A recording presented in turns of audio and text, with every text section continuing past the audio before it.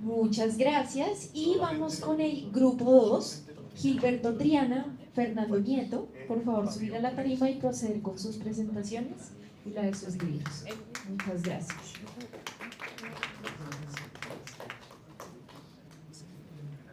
Señoras y señores, mi nombre es Gilberto Triana Molina, médico especializado en medicina homeopática y pediatría.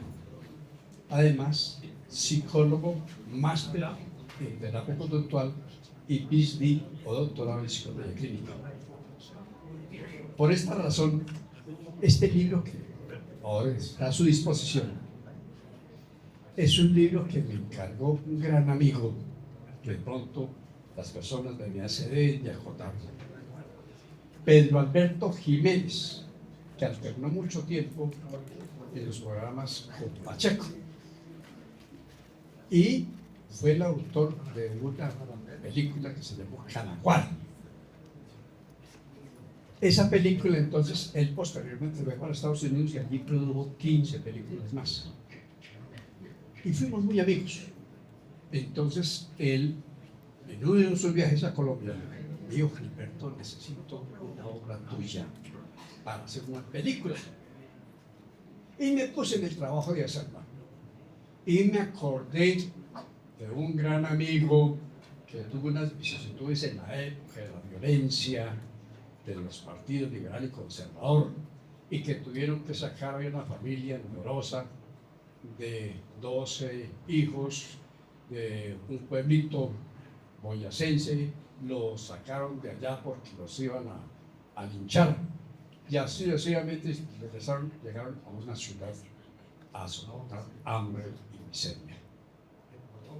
Entonces este personaje, lo que se llama Tití, este personaje, y en él, como soy psicólogo, hablo de la niñez, las necesidades que tiene un individuo cuando nace y empieza, se necesita que se dé afecto, cariño, fuera de la nutrición.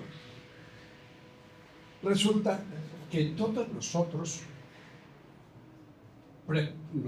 nos preparamos, tanto primaria, secundaria y superior, en todo, menos para ser padres. Y lo que adolece la humanidad es de eso, de ese afecto, de ese cariño. Entonces hablo de esa niñez y la necesidad de afecto, cariño, y cómo se debe hacer. O sea, hablo de la niñez con todas las dificultades.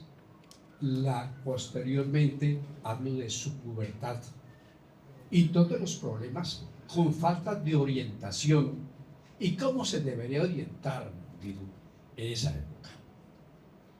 Y posteriormente una adultez lógica, llena de muchas dificultades por esa falta de orientación básica. Y cómo el individuo tiene que soportar y volverse resiliente para poder superar todas las etapas, incluyendo la parte afectiva. Y para poder estudiar y capacitarse.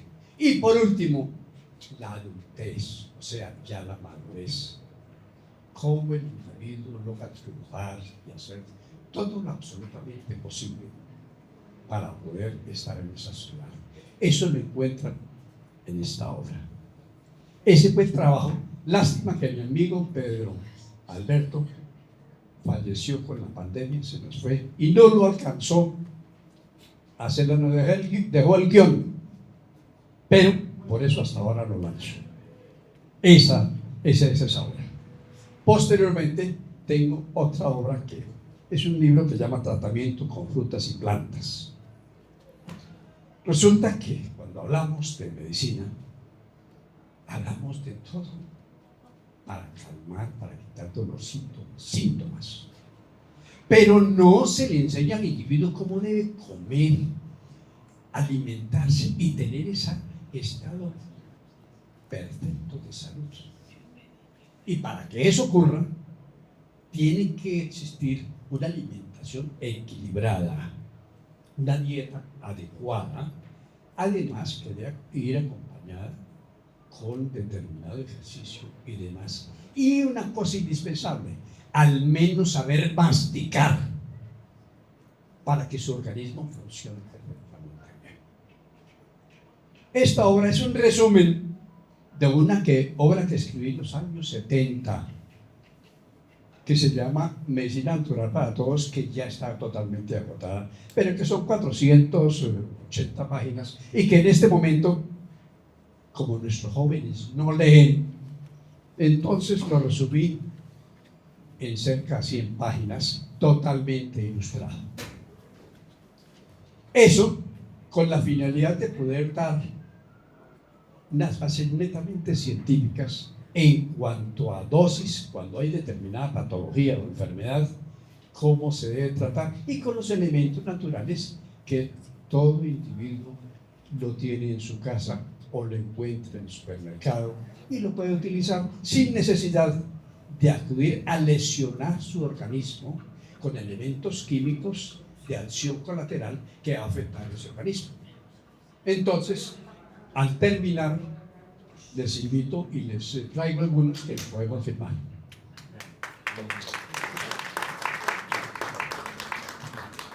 Buenas tardes para todos. Yo soy autor de 3 libros, 4 realmente. El que tienen acá se llama La verdadera educación para el siglo XXI. Escribí también un libro de ajedrez y uno de justicia emocional. Pero voy a comprar el contenido de todos estos libros hablando de este libro. Como colombiano, creo que todos lo hemos experimentado, vivimos en una sociedad que para mí realmente estamos en una crisis moral. La alta tasa de feminicidios, de violencia, es más, en los colegios.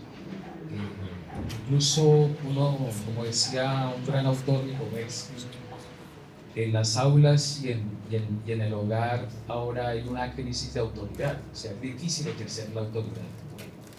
Entonces, frente a todos estos problemas que tenemos sumados a los de la corrupción, pues me puse a pensar, ¿cómo podemos solucionar estos problemas? O sea, si nos lo tenemos a pensar, yo creo que la raíz viene de la formación. O sea, finalmente es un problema educativo, formativo. Entonces, este libro trata de colocar en primer lugar el desarrollo de la inteligencia ética como punta de lanza o como brújula para dirigir nuestra educación. Pero no se queda allí nomás. Como me gusta mucho la neurociencia, ahora con los adelantos que hay se puede introducir en los colegios, de hecho, sistemas educativos tan exitosos como Estonia, como lo tiene Finlandia, están hablando de educación positiva, es decir, de incluir dentro del pensum clases de felicidad o clases de educación positiva. Básicamente eso es incorporar la neurociencia al aula. ¿De qué se trata eso? Básicamente se trata de que cuando los muchachos son tan irascibles y tienen problemas de autocontrol, eso es una disfunción ejecutiva. Por lo tanto, lo que hay es que fortalecer y madurar esas funciones ejecutivas que se encuentran en el córtex prefrontal. Entonces, para hacer esto no tan complicado, básicamente con ayuda de meditación como el mindfulness o como del amor benevolente, en primera clase lo que se trata es de fortalecer y de madurar de una manera inteligente y comprobada además estas regiones del cerebro humano. Ahora, ¿por qué se llama la verdadera educación? No es una cuestión de, no sé, quizás de, ¿cómo sería la palabra? No sé. Bueno, exagerado. Exagerado. No, tiene una base científica. Estudios que se realizaron en la Universidad de Wisconsin con el doctor Richard Davidson encontraron que los seres con resonancias magnéticas funcionales, escáneres cerebrales, mejor dicho, encontraron que los seres humanos venimos genéticamente, o sea, hay redes neuronales para que nosotros experimentemos empatía, altruismo, cooperación, o sea, nosotros tenemos unas emociones prosociales. Todavía no son virtudes porque no son consolidadas. Entonces, de suerte que lo que hay que hacer, y por eso se llama la verdadera educación, nosotros debemos fortalecer en principio, como una forma prioritaria, estas redes neuronales. Y lo que les acabo de decir, estas técnicas de meditación, del mindfulness, de la atención plena, suena algo como extraordinario, poco usual, utilizarlo en los colegios servirían de gran ayuda. De hecho, vuelvo y repito, lo han hecho con gran éxito en los sistemas más educativos más exitosos del mundo. Eso por un lado. Por el otro, con lo de la inteligencia artificial, también hay que analizar qué competencias nosotros debemos desarrollar en el colegio que no pueda hacer la inteligencia artificial, para enfocarnos precisamente en esas competencias, en esas destrezas. Entonces, pues, afortunadamente, pues la inteligencia artificial todavía, como se basa en patrones, todavía tiene problemas en juicios contextuales. Entonces, por lo tanto, hay que incentivar la creatividad en los niños, el desarrollo del pensamiento crítico, que es fundamental, el trabajo en equipo, desarrollar la empatía. Esas habilidades sociales o blandas, como quieran llamarlas, son fundamentales en este momento. Ahora bien, como también hablé de las funciones ejecutivas, el ajedrez es uno de los juegos que más desarrolla ese tipo de funciones. Y como nosotros en Colombia lo vemos en las pruebas PISA, nos va tan mal en comprensión lectora, pues déjenme decirles que hay una correlación directa entre una función ejecutiva con la comprensión lectora, que es la memoria de trabajo. Es esa memoria que es como nuestra pizarra mental. Nosotros cuando vamos a, lo que yo estoy haciendo en este momento, hablarles a ustedes, yo estoy utilizando mi memoria de trabajo. Por lo tanto, el ajedrez desarrolla mucho esta función ejecutiva, también desarrolla la planificación, la toma de decisiones, la organización. Entonces, por lo tanto, incorporar el ajedrez, así sea como materia transversal, es una muy buena medida y muy inteligente por demás, porque estoy desarrollando esas funciones ejecutivas. Ahora bien, escribí otro libro que se llama Justicia Emocional, donde básicamente es un libro, y acá el doctor que es psicólogo clínico, de psicoeducación. Es decir, tener nosotros la capacidad de, y eso es un principio estoico además, de poder dirimir esa dicotomía de lo que yo puedo controlar y lo que no puedo controlar. Tener autocontrol y autodominio es fundamental. Y si nosotros vemos en nuestra sociedad, en cualquier nivel, tenemos una falta de autodominio y autocontrol increíble. Si estamos hablando con alguien o discutiendo con alguien, perdemos el control con nuestros hijos, con nuestros alumnos, cuando estamos en un trancón y alguien nos cierra. Es decir, hay una, para mí, es una, digámoslo entre comillas, patología en todos los ciudadanos, o en la mayoría de ciudadanos colombianos.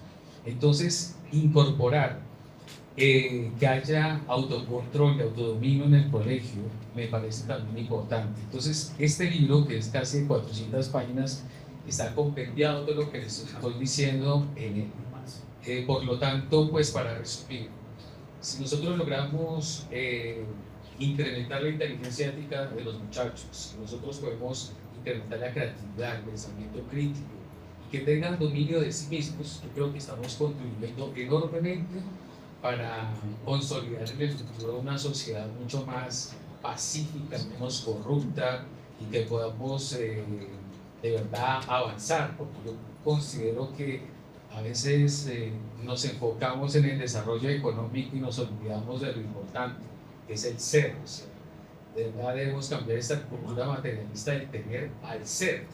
Nosotros valoramos más a las personas que tienen poder económico, que tienen dinero, eso está muy bien, pero simplemente es una sola dimensión. Debemos extender más y digámoslo de alguna manera, también admirar a las personas que actúan con integridad, que saben comportarse. Entonces me parece a mí que esa es la esencia de este libro, y hacia eso apunte. Básicamente es eso. Gracias.